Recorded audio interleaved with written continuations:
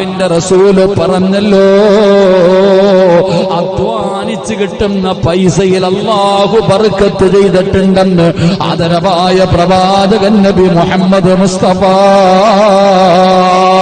കൂലിപ്പണി ചെയ്തിട്ടാണെങ്കിലും രാവിലെ മുതൽ ഉച്ചവരെ കിടന്ന് നട്ടുച്ചവരെ കിടന്ന് കൈ പൊട്ടുന്ന രീതിയിൽ തൂമ്പ് കൊണ്ട് കിളച്ചിട്ടാണെങ്കിലും കിട്ടുന്നത് 500 അതിന് 5000-നെക്കാളും വിലയുണ്ട് മനുഷ്യ.